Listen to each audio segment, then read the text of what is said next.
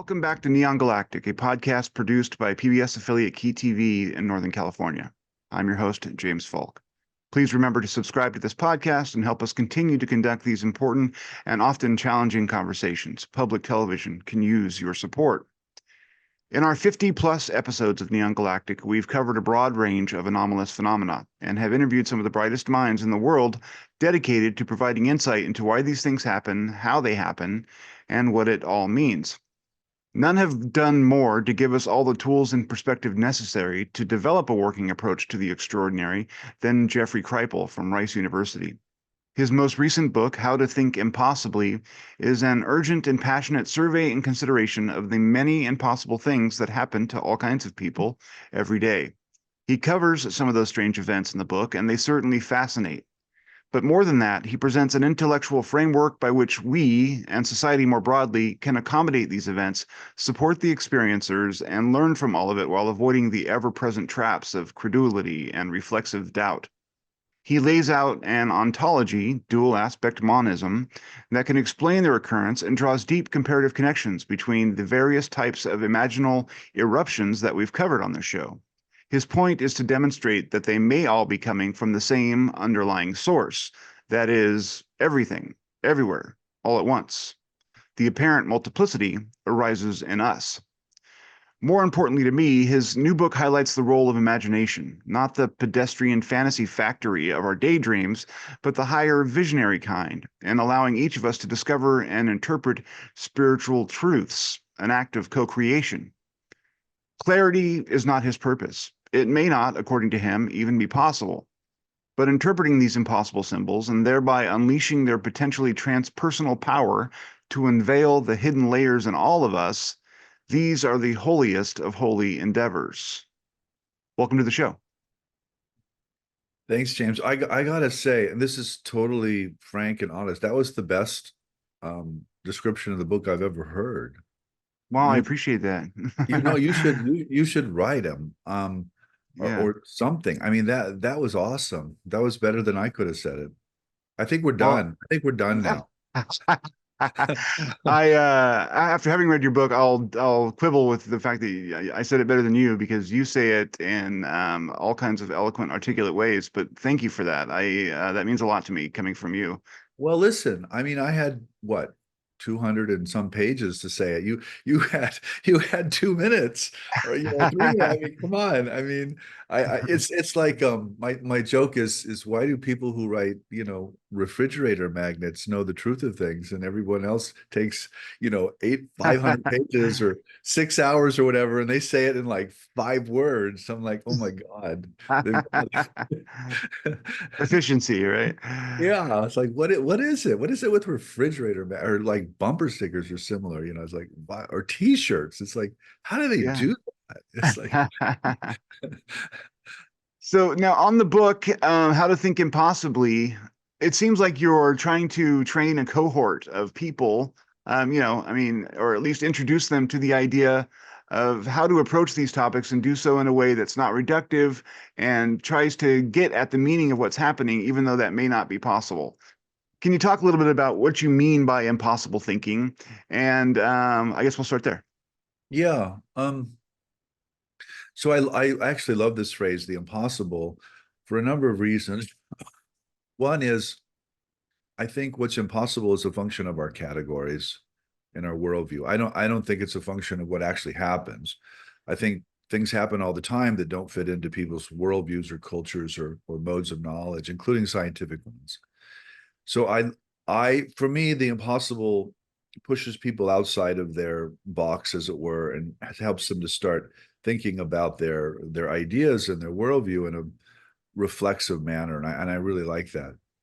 I also use the expression, though, James, because I'm not at all convinced we can understand this. Yeah. I think our senses and our human reason and our brains evolved for practical reasons largely, and they certainly did not evolve to make us philosophically astute. I think we're practical creatures, but we're often quite silly or stupid, to be frank about it. Now, I also think some people do experience reality as it is, but they don't use human reason or sense-based language to express what they know. They do use language, but they inevitably manipulate it and turn it into something else that is very difficult to understand for those of us not in those states. But I think that's the point. I mean, I think that's the point of certainly it's the point of education, but I think it's also the point of human culture and civilization at its best. Yeah. I mean, thinking impossibly in the terms of the book is like an act of sort of engaging with these phenomenal events that occur, these extraordinary events, and to try and get at them. I mean, the meaning of them and sort of, I mean, is that right? I mean, what do you Well, think? yeah, thinking impossibly. Of course, the conclusion is called How to Think Impossibly, and the book is called How to Think Impossibly. So I by the way, that title was given to me by my editor, who I think was a genius for it. I think it's a great title. But basically, what thinking impossibly means is stepping out of your worldview. Okay. Whatever your worldview is, I don't care what it is. I don't care if it's secular. I don't care if it's religious. It doesn't work to explain this full spectrum of exotic human experiences. And I also mean, I think we should be thinking with, and I use a hyphen, thinking with the I love experience, that, by the way. their experiencers. I think these exotic experiences are encoded or pushing us to new thought and new theory and new culture. And I don't know what that is, James. I don't know what that new worldview looks like, but I'm very much convinced that these exotic experiences have a point, and they're trying to push us out of our present worldview because it doesn't work and into a future worldview, whatever that might be. Um, and so that's really what I mean by how to think impossibly. It's thinking with people who have impossible experiences, but they're only impossible in our present worldview. So let's create a worldview or an intellectual context that doesn't explain these. I'm not after these Yeah. like simple explanations, but certainly integrates them and understands them and affirms them. I really want to affirm people at the end of the day. I don't want to use simple vacuous words to pseudo explain their experiences away. And I think Yeah. that's what we do all the time. I think that's what the media does. I think that's what a lot of scientists do. They just pull these words out of thin air like hallucination. Yeah. And it's like, no, like what does that even mean? And have you thought about the image? And have you thought about what a vision or an apparition is doing? And I understand there's deception involved there, but that's itself a form of intelligence Yeah. and consciousness. So let's think about this. Let's not dismiss it as some quick, easy word. I mean, the dismissal allows us to go on with our lives, right? It And that's does. the simple thing. And I mean, asking people to, reorient their whole worldview is a big ask. But it seems like we're getting pointed in that direction by a number of different frontiers, whether it's, science or other approaches. We're increasingly being shown that the materialistic reductionist paradigm is limited and has uses in terms of technology and whatnot, but it's not going to get us to the big insights on what's going on. I think so. And again, it's not an anti-science or an anti-technology Sure. argument. It wants to affirm those pursuits, wants to celebrate them, but also wants to say what they can do and what they can't do. Exactly. And and what they can't do is give us a purpose for living, meaning, all the things that we love and that we're about as human beings, it can't do. It can solve a lot of practical problems, but it also creates problems, James. Yeah. Yeah. All of our, well, not all, but many of our most severe problems today are direct functions of science and technology. Absolutely. Climate change, climate warming, ecological collapse, nuclear holocaust, all of these things wouldn't exist were it not for technology and science. Yeah. And that's the outside. On the inside, our disaffection and our alienation that we all kind of experience, I think comes from the lack of meaning in our lives. And because we're told that there is no real meaning. We have to kind of establish meaning on the fly in our own heads. And I think for a lot of people, that's a tall order. Um, I was trying to like figure out how to approach the material without and have a discussion on it with it encompass most of what I thought were the most important points. And it seemed like that you settle on an ontology and psychology. The um, the nature of the universe in your thinking is dual aspect monism, which is everything is one, but it appears or has apparent as two different, sides of it, I guess. And then there's what you might call flippantly a dualistic humanism, which is the human is two. Yeah. And I feel like if people are going to understand what you're talking about, those 2 points are in particular are very important. Can Yeah. we talk? What is the human is two? First off, let's start with small and maybe go big after that. The humanist too is a poetic invocation I use a lot. I don't mean there are two substances in a human being and they're not Yeah. connected. That's not what I Yeah. mean. I mean that a human beings are extraordinary. They're essentially superhuman, but not as social egos, not Yeah. as James or Jeff. Uh, so James is extraordinary and superhuman, but probably in an unconscious way that only shows up occasionally in your dreams or in your traumas or in your life. But that superhuman in you is is probably the most important thing about your life. Those are significant moments. So that's what I mean by the humanist too, is can't we think about the human in ways that exceed or transcend or exhaust this social identity that we carry around and think we are? And of course, we are that, James. Yeah. I'm not dismissing any of this. People experience themselves in ways that far exceed and transcend, frankly, our social and personal lives. Yeah.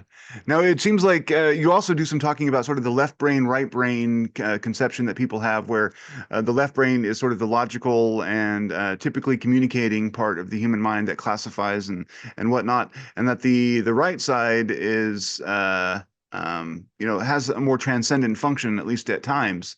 Um, does the science back that up now with the left brain, right brain divisions? I've heard in the past that that was kind of not true, and then I read again that it is true. I mean, and we don't know, and that's the thing too with a lot of this stuff is that we pretend we Well, know. okay, so the point is, I think we do know. Okay. And I think what a smart neuroscientist would say is the left hemisphere dominates in particular kinds of cognitive functions, and the right hemisphere dominates in other kinds of cognitive functions. It's not that these abilities reside in only one hemisphere. Nobody's saying that.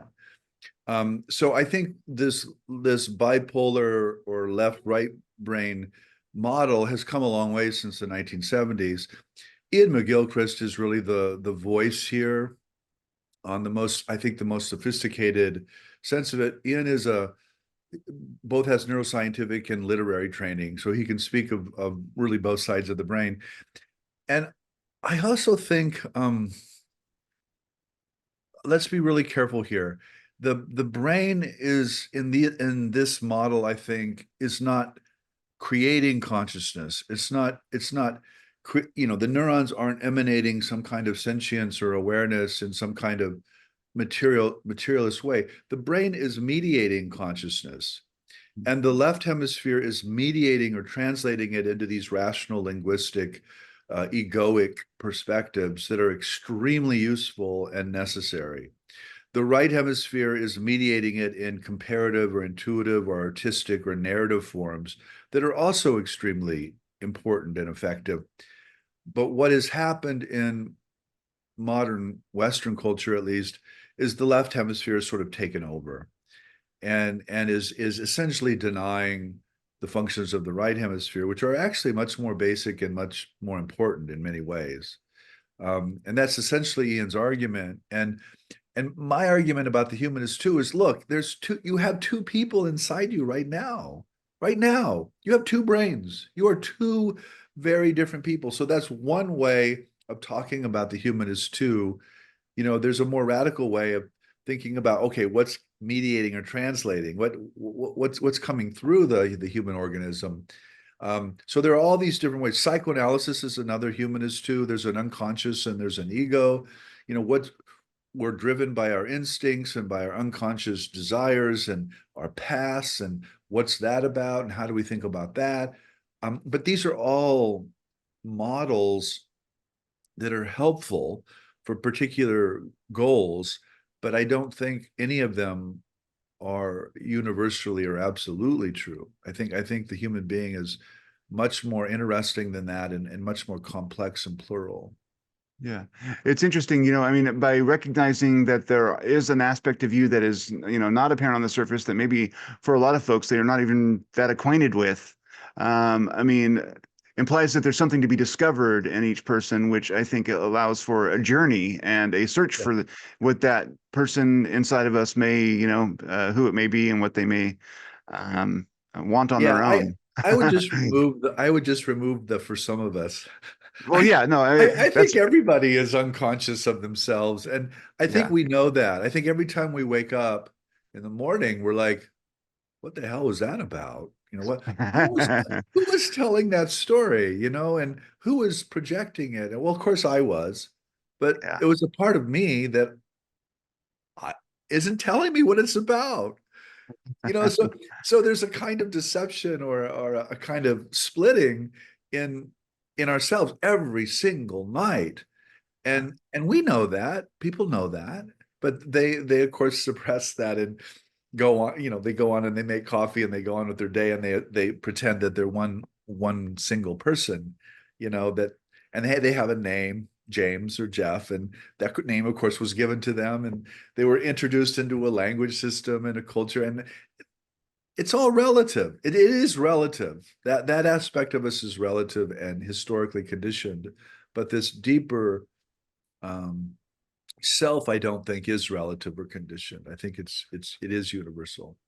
Yeah, which gets at the other half of this sort of impossibly thinking, subject, the broader picture, the universal nature of things. And you talk about dual aspect monism or decompositional dual Yeah. aspect monism. When you talk about, we'll describe what that is for us. Let's start there. Yeah. First of all, everybody has to make a choice about what the nature of reality is. That choice may be inarticulated or unconscious, but everybody makes a choice about what reality is. And I'm just laying my cards on the table and I'm saying, look, this is the model that explains the most data for me. It keeps the most things on the table. What I don't like are metaphysical or ontological options that take things off the table and say Yeah, that didn't happen when it clearly did. I mean, come yeah, on, it happened. So why I like dual aspect monism is it keeps everything, at least that I'm aware of, on the table. And basically what it says is that reality is deep down or higher up, depending on your metaphor. One, it's one thing, and it behaves as one thing, and there's a kind of holism to the entire cosmos or universe, but it splits up or it decomposes, to use the language of decompositional dual aspect monism, into a mental and a material realm in the human being, as the human being. And so, because we are the splitters, as you say in the book. We are the ones who yeah, split it. Yeah, yeah, we are the ones. Yeah. yeah. Yeah. Human beings split reality into a mental and material dimension so that they can manipulate reality and survive and flourish and kill things and have sex and reproduce and all the things that evolutionary biology has taught us. Um, but reality itself is not so split. Yeah. It's It's there is interesting. no mental or material dimension to reality as such. It's one world. And what this does for me, James, it helps explain to me why things are so similar because they're all one, but it Mhm. also explains why things are so different because we are the splitters and we live in different cultures and languages and life forms, and we have different needs. It's fascinating how you use that nature of things to sort of explain a lot of the extraordinary phenomenon that occur, or at least that that worldview gives you a sense of how it might be possible. Like you talk about synchronicities and all the various things that people are seeing and hearing and all of that kind of thing as potentially aspects of that unity. I think so. Synchronicities are a perfect example there where there's something happening in the physical environment that corresponds more or less perfectly to what's going on in the mental world. So there's like this correspondence that actually is not causal. It's not physically causal. It's related through meaning and symbol and story, but it Yeah. also emerges from this deeper reality. And of course, these two things correspond. They're the same thing. It's the same reality that is manifesting. And in these moments of synchronicity, we get this sort of hit that, oh, the mental is the material and the material is the mental. So to me, again, dual aspect monism has no problem with that. Of course, that's the case. Um, but I think, well, I don't think, in thinking impossibly, you recognize that when the mental and the material manifest together, they almost always do so through the human imagination. And they Yeah. create a symbol or a narrative or a story or something that is not quite clear actually, but is corresponding in some obvious way. And so that again, we're the splitters. And I think what mediates these two dimensions for us often is the human imagination. So what the book is doing, it's pushing on this theory of the imagination, which we don't have, by the way.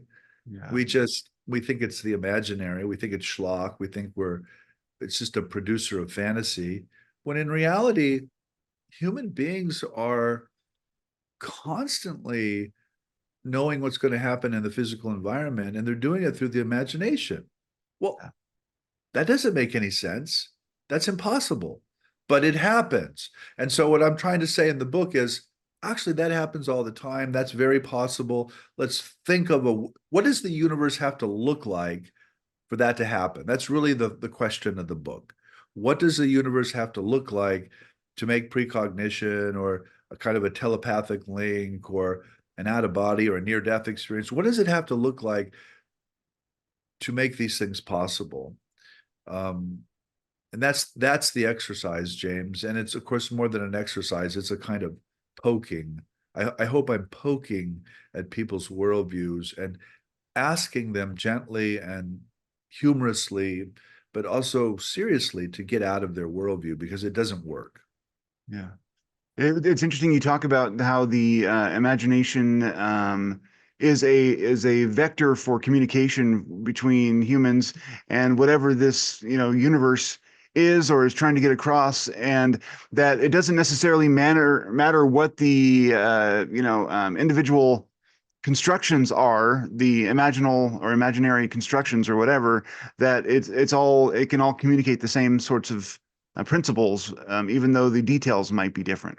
Yeah. So, for example, the gods have always come from the sky.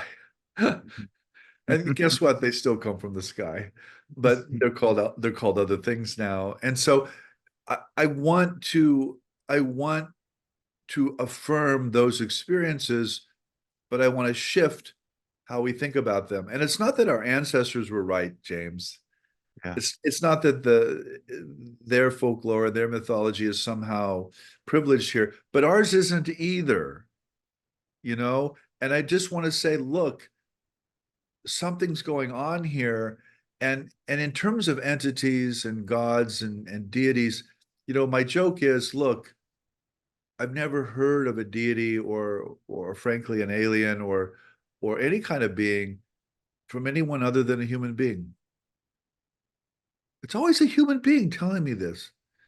And my dog, Delilah, doesn't tell me these things. I mean, um, your dog from the background there, I'll bet you doesn't tell you stories either. But No, I'll bet no, you other human beings tell you stories. all the And time. I'm like, well, maybe, and it's not just a maybe for me. It's likely that these gods and deities and entities are expressions of the human. But again, it's this humanist too. It's not, again, it's not about just about American culture or Indian culture or Brazilian culture, whatever the case might be. It's about something deeper in us that is expressing itself through the local folklore and the local worldview. Yeah. It's some of your arguments in the book are important, and I think not something we hear a lot about, like the idea of data.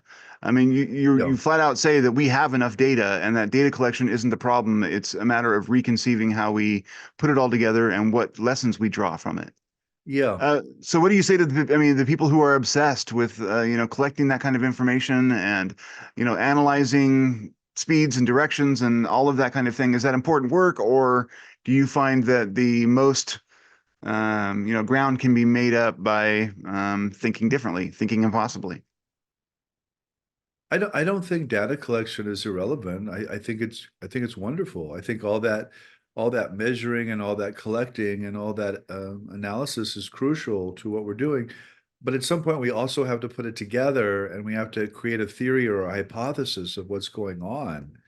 And what I say when I say we already have enough data, what I mean is, look, I mean, there's so many pixels already.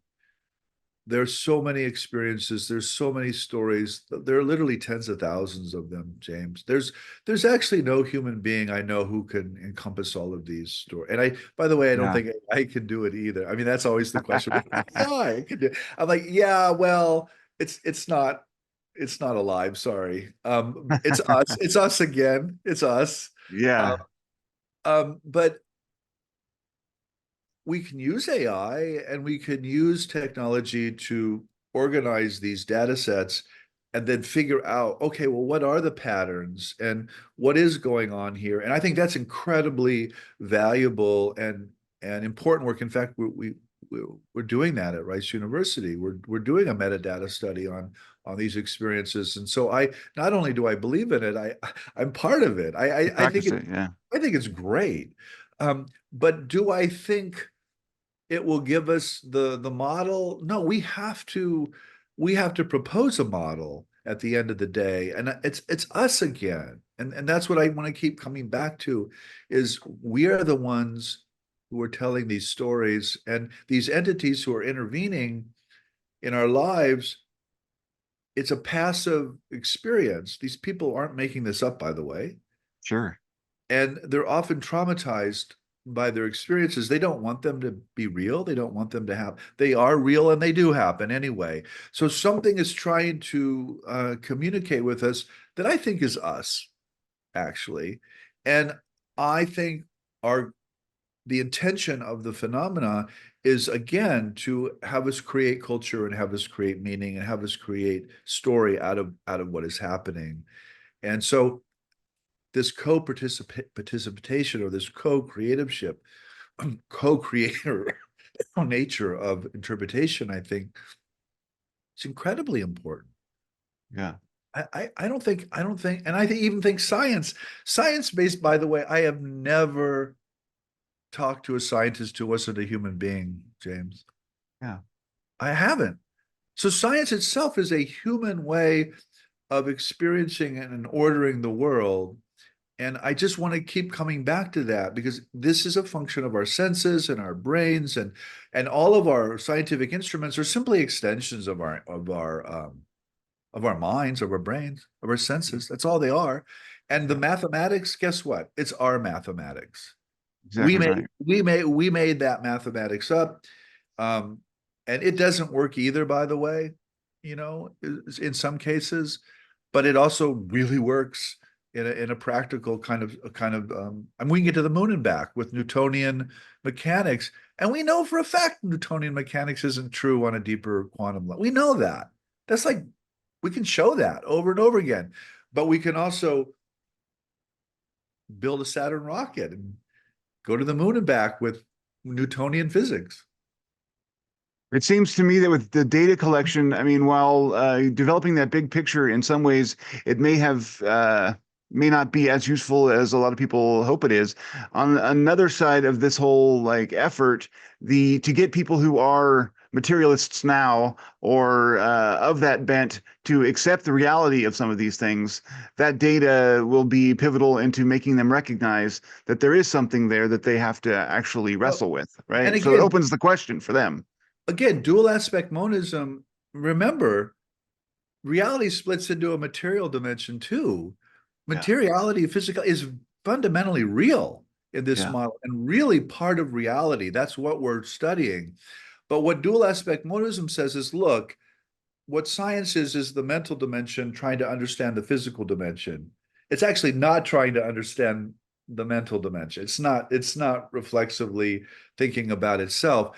But when we start to do that, we get into all of these paradoxes of how to think impossibly. And I just want to say, look, it's about both the mental and the material. And this is why I love dual aspect monism, is it says, look, it's both. It's not one or the other.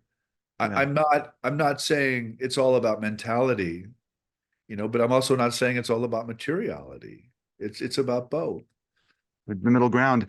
It's interesting because a lot of people have been talking about idealism lately. Bernardo Kastrup's analytical idealism, the idea that, the brain is in mind rather than the mind being in the brain. Yeah. And that's different than what you're proposing. It's a Yeah, different approach, although the differences can be subtle in some ways, right? I actually like idealism. I love Bernardo Castro, by the way. So do I. I think his mind is amazing, and I think that model is very attractive on a lot of levels. Um, I sometimes think I might be an idealist, but dual aspect monism, is it an idealism? I don't know. I don't know if it is. I guess it depends on your language and how you think about it. This fundamental base, or this one world, certainly has idealistic components to it. But again, it breaks up into this mental and this material world in us. Yeah. So I don't know. Maybe so. Um, Bernardo is also a computer engineer, by the way. He knows the scientific and computer world like the back of his hand. So he's not dismissing any of it. He's just No. saying, look, if we're going to understand um, consciousness, and we're going to understand the full range of consciousness and not just the social ego, we have to develop some other worldview. And for him, that's his form of analytic idealism. It's interesting that it seems to me from reading your work, and I haven't read every book of yours. I want to be clear about that. I can't speak of Well, from the a global. secret then is in the book you haven't read. I know that's what I keep thinking. That's why I have so many books now. I'm Yeah. one of these days I'm going to crack it open, and there it is, going to be staring at me. Um, but oh, what was I saying? See, you got me laughing. um, oh, what was I going to say? Well, Oh, I darn. can say something to that, James. I Okay, mean, yeah. when I was young, and by young I mean maybe my 30s or 40s, I thought that the truth of things resided in some book, and that somebody knew the secret of the universe, and all it was really a function of was doing enough reading. Okay, I don't think that anymore. And that's an integral part of how to think impossibly. You realize that actually nobody knows the secret of the universe. And if they do know it, they're speaking in a different mode that is not scientific or philosophic in the modern sense. They're speaking in a more mystical mode, or in a more apophatic or saying away. They're being really careful about what they say and what they don't say. And at least in Europe, we've persecuted those people. And I I'm very aligned with them. I think they were basically correct. So I mean, I think Mike Meister Eckhart, the German professor, the medieval German professor, or Benedict Spinoza, the Jewish philosopher from Amsterdam, I think they were basically correct. But both of those individuals were heavily rejected by their place and time. Eckhart died basically being condemned by the papacy, and Benedict was excommunicated by the Jewish synagogue in town, and lived under a kind of cloud of fear, I think, kind of political fear. And so those, but I, you know, Spinoza's most famous Latin saying was Deus suve natura, God or nature. And again, that's, to me, that's dual aspect monism. That's a perfect expression of dual aspect monism. Um, and I think we're still catching up. I don't think we've caught up with that yet. It seems like that whole idea of the perennial philosophy, where sort of joint origination, where the various religions all come out of a singular idea or early principle, and I think that that was a mystical, spiritual awakening that people had, and I think that that original experience gets translated into text or whatever else, and then eventually gets corrupted into dogma, and then I we think, lose connection with. yeah, What do you yeah. think? I mean, obviously, you know I mean, more. I I sometimes describe myself as an accidental perennialist. Hmm. And what I mean by that, I don't think the religions intend this or moving toward this or that this somehow lies at the core of them. I think that human beings in every culture and every religion fall into these realizations. Um, and then they try to articulate it in the categories of whatever religion or culture or civilization they're in. So I think like Meister Eckhart and the Indian philosopher Shankara were essentially trying to articulate a similar set of experiences, but one was doing it in Sanskrit and Indian philosophy, and another was doing it in medieval Christian theology. And are they the same? No, of course they're not the same. But are they trying to articulate something similar? Yeah, absolutely. Did their cultures intend that? No. Did they accidentally fall into that? Yes. And the reason they accidentally fell into that is that that's what a human being is. That's what reality is. Yeah. Um, so that's that's a difficult thing to say today, by the way, at least in the humanities, because we emphasize difference. We do not emphasize similarity or connection or sameness. But I think both are true. I think both are absolutely the case. Otherwise, by the way, there wouldn't be any humanities. We wouldn't have a department of different cultures and religions and literatures if we didn't think there was something to connect them all. Yeah. But nobody says that. It's like, ooh, that's can't say that. Yeah. But it's true. It's just obvious. That's why we have all these departments and all of these literatures and all these histories. Yeah. It seems like we've gotten to where, I mean, identity is the center of all things, and to look for any sort of transcending unity among in the species can be considered colonialist almost. And it's hard to look for ways that human beings can come together if we can't think of the things that we have in common. Yeah, and Uh, so yeah, my response to that, James, is to embrace the critical theories and to embrace the models of difference that are given to us um, as certainly necessary, and they're actually true. I mean, the yeah, problem absolutely. they're actually the case. This is really how things work historically and socially. But there's also this deeper level. There's also this other realm that is also true, and that is also the case and is not talked about because it doesn't serve a particular moral value or social practice, which is really crucial right now. I totally get it. I understand that. I understand why people experience or study and express themselves in a particular way at a particular point in time. And I don't want to dismiss that or say that's not true or necessary. It is. But again, so is this. It's a both and kind of thinking, not an either or. It's interesting in the book what you also said about Derrida's approach at one point. You did a deconstruction of deconstruction, um, talking about how yes, language is in fact slippery and impossible to nail down, and one sign refers to another sign, and eventually it gets lost in the relativity of the language.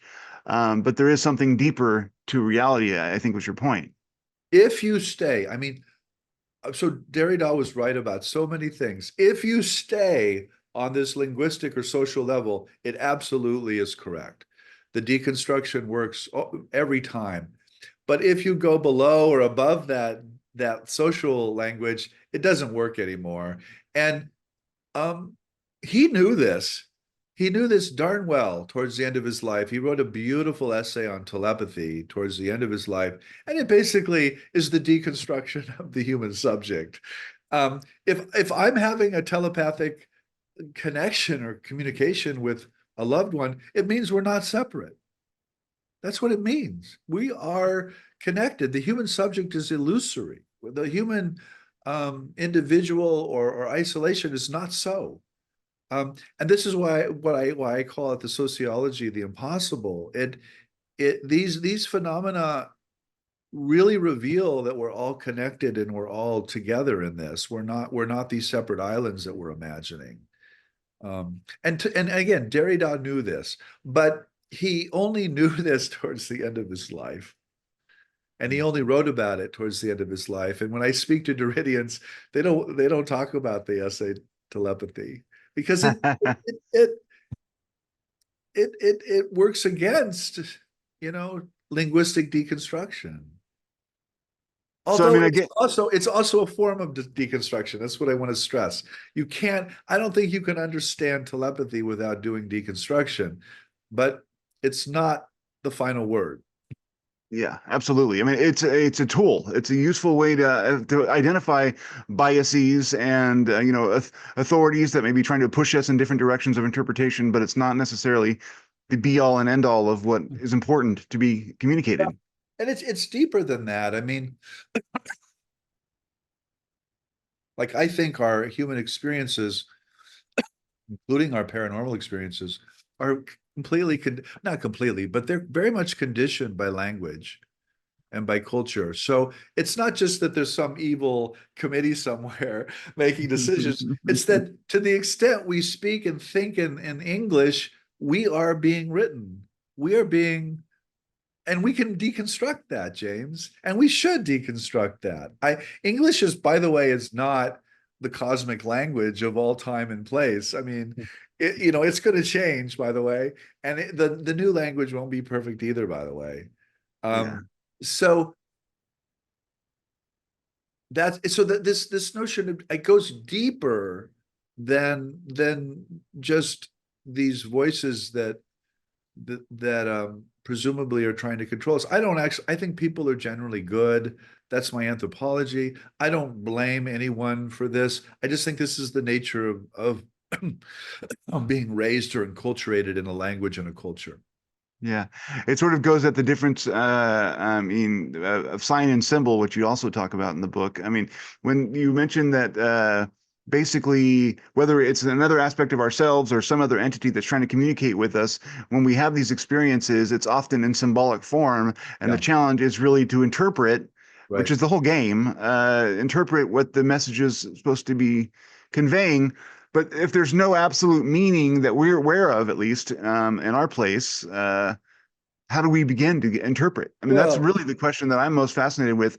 How can we get at what we're actually being communicated? well, we look at lots of such experiences, James, Yeah. and we look for patterns, and we interpret or come up with a model to not just not explain, but to understand this larger phenomenon. I mean, to me, that's the ultimate kind of human method, which, by the way, is as central to the sciences as it is to the humanities. I mean, there would be no evolutionary biology where if it weren't for comparison. But there also wouldn't be any study of culture or language if there weren't for comparison. So I think comparison, placing these individual experiences in this larger whole, is actually the key to this. And I also think this is a more impossible thought, but I think the phenomena wants us to interpret it. Sure. Yeah, I think so And too. it wants us to tell different stories, by the way, to have different interpretations. It wants us to create cultures in the plural, not the singular. It doesn't mean one thing. Yeah. It means many things because we are many. And so that's what when I talk like this, it confuses people because they think they're not imagining the phenomena. They're not thinking as the human as two. They're thinking of the human as one. We're just these social actors and we're just in control and we're just thinking about these things, blah, blah, blah. But that's not the case. That's not true. We're also passively receiving experiences and information that confuse us and baffle us and call us to create new languages and new cultures. Yeah. And it almost seems like from my outside perspective, that it's that act that the phenomenon wants. It's Yeah, that act of creation and thinking and comparing and like imagining, using that higher imagination to create something yeah, in that vein. yeah. That I think that's true, actually. It seems like humility is an important part of your work. I appreciated how in various sections of the book, there are people you're talking about who you refer to as teacher. Um, can you talk a little bit about, given your expertise and experience and all the things that you've done, why it's important to you to keep yourself humble in the face of these phenomenon and, conclusions and that sort of thing? And why is that important? Because I don't know. And and I think it's really important. I mean, James, people project all kinds of authority and all kinds of knowledge, particularly onto a professor, by the way. And that's the social role I have. That's the social game I play for sure. And what I think what a good professor or a good teacher does is throw that projection back or deconstruct that projection or that transference. And I do that every day in the classroom. I mean, young people transfer onto me, oh, well, he's my rabbi or he's my priest or he's my, religious leader. I'm like, no, I'm not. Actually, I'm not. That is not what this class is about. I am not here to confirm or affirm your religious worldview. I'm here to help you understand what religion is with a capital R across human cultures. And so the humility, it's not it. It's not a moral. I guess it's not a moral thing. It's an intellectual thing. Yeah. People have called me a narcissist, or have called me arrogant because I say things all the time that offend or go against these worldviews. But I don't do that out of any kind of aggression or any kind of rejection. I just do that because it's true. It's just obviously true. And I'll do that to myself and to my own worldview. I don't think my own worldview is absolute. I don't think I know what's going on, and I don't think anybody else knows. And I think the quicker we can come to that realization, and I understand young people are living lives and there's a life cycle, and what you think at 21 is not what you think at 41. It's not what you think at 61, by the way. Um, so I understand that there's this life cycle, but it's really important to not just perform this humility, but to actually think it and to actually enact it. And that's what I'm trying to do in the book. And humor is another way to do it, by the way. And I think philosophically about humor. No. I don't think you can laugh at something if you identify with it. Yeah. You can only laugh at something if you step outside it, even for a moment. Even for a moment, you can go back into it and say that's me, okay. But when you laugh at something, you're laughing at something that's not you. And so I think humor is like really powerful and potentially transformative. It can just be a form of mocking, of course, and a kind of arrogance, and it doesn't have to be transformative or profound, but it certainly can be. I think that you have a lot of funny moments in the book, and the characters or the people that you talk to are caustically sometimes, but very are quite hilarious. And what impresses me about your work and your analysis a lot of the time is that I think, and I don't know this, but it seems like your humility allows you to engage with experiencers and people who have things outside of your own experience to share, and you can fully engage with that and not do it on a judgmental or reductive basis. And I think that that's really, really important, and I think that way more people need to be doing that, because people have decided that I may not know what reality is, but someone does, and they're telling me that it's not what the legends have always said, and we need to Yeah, break out of that. it's usually somebody in a white coat. And I'm Yeah. like, it's just a freaking white coat. The person doesn't know. Trust me, they don't know. And the people who say they do know worry me the worst. They worry me the Sure. most. I'm Yeah. like, yeah, you don't know. Uh, and in the book, there's actually a lot of discussion of professional comedians, Yeah. and some of whom are like really, really insightful. And of course, many of whom are not. I'm not holding up comedians as somehow omniscient, but I think comedy and stand-up comedy in particular are places sometimes wisdom goes. And it seems like there's a fair number of experiencers among that set. I mean, Yeah, whether it's like they're drawn there or, and I also know that people who are traumatized are often really funny because they've had to figure out how to sort right. of process that. And that's one mechanism to do so. And so I can see why the two would, sort of coexist.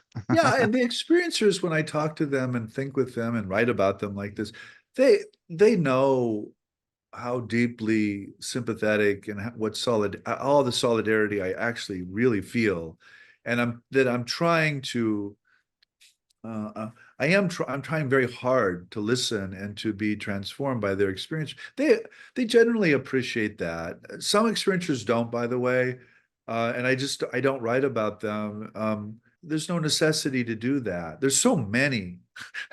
It's so common, and and I also think, James, on a deeper level, that these kinds of experiences, they want to be talked about. Yeah. They want to be written about. Mhm. And sometimes I feel very privileged in that I have a published voice, and I can say things in books that other people are not privileged to say, Yeah. in the Well, published context. And so I hold that privilege carefully, um, but truly, and I try to speak out for these people, and they see that. They generally do see and understand that role.